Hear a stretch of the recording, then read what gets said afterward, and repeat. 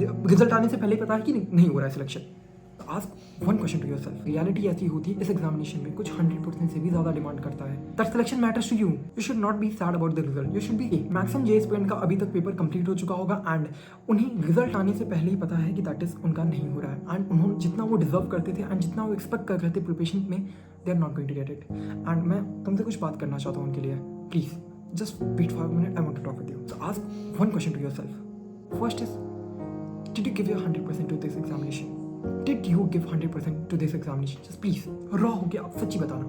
I'm not here as a mentor or something कि तुमसे बात करूँ, नहीं। Just as a brother or a friend, मैं कुछ चीज़ें पूछूँ, उसका सवाल जवाब दो। पहली चीज़, did you give your 100% to this examination? Did you? एक बात बताना, अगर तुमको लग रहा है कि तुमने 100% दिया है, there is always a catch in this. तुमको लगता है कि तुमने 100% अपना दिया है, बट रियलिटी ऐसी होती है इस एग्जामिनेशन में कुछ 100% से भी ज़्यादा डिमांड करता है एंड मे बी तुम्हारे करस्पॉन्डिंग तुमको लग रहा होगा कि तुमने अपना मैक्सिमम दे दिया है, but still you are not able to make it. If you think if you have given maximum to this examination, then wait and think accordingly कि तुमने क्या सब कुछ कर लिया था या फिर सब कुछ तुमने इस एग्जामिनेशन को दिया था और you did something wrong in it. And second, and और उनको जिनको लगता है कि उन्होंने अपना 100% नहीं दिया एंड उन्हें ये चीज़ समझ आ चुकी है कि मैंने सब कुछ अपना नहीं किया है, I did not give my 100%। उनसे आप इसके लिए बात करना चाहूँ, are you sad? Are you really sad? Just think of it. Are you really sad because of what? तुमने एग्जामिनेशन अच्छा नहीं किया। Are you sad about this?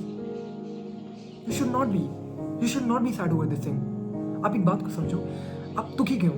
आपको अभी पेपर बेकार होते ही, मैं सही बता रहा हूँ, मेरा भी पेपर गया था, मेरे को पेपर दे के आया था भाई कसम से। उसके बाद देखने के बाद जब पेपर पे चल रहा होता है, यार ये गलत कर दिया, ये भी गलत हो गया, ये कैसे गलत कर दिया, ये तो गलत ही नहीं होना चाहिए था, ये तो छूट गया। बहुत सारी चीज़ें चलती हैं। पेपर में आने के बाद एक अलग ही दुनिया से अलग ही दुनिया में आ जाते हैं। पेपर जैसे खत्म हुआ, पेपर दे के आया, अलग ही दुनिया थी वो।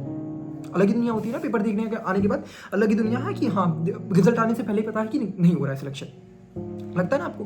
रिजल्ट आने के बाद भी नहीं लगता, रिजल्ट आने से पहले लग रहा था नहीं होने वाला, ठीक है, आपको ऐसा लगा।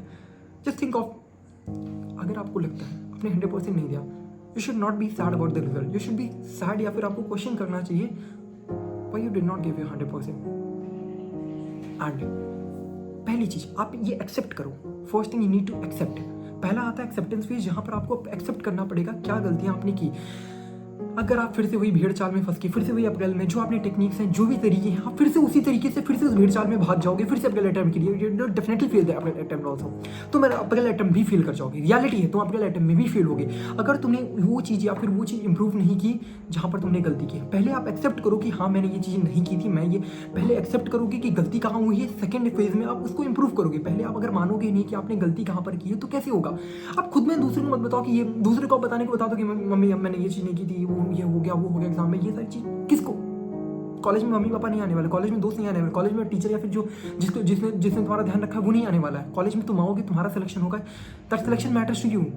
मोर इंपॉर्टेंटली तुम्हारी वो मैटर करेगा, किसी और के लिए नहीं। तुम दूसरे को आंसर देना बंद करो कि मेरा पेपर क्यों नहीं हुआ, मेरा बेकार क्यों होगा, ये दूसरे को आंसर देने से कोई मतलब नहीं होगा।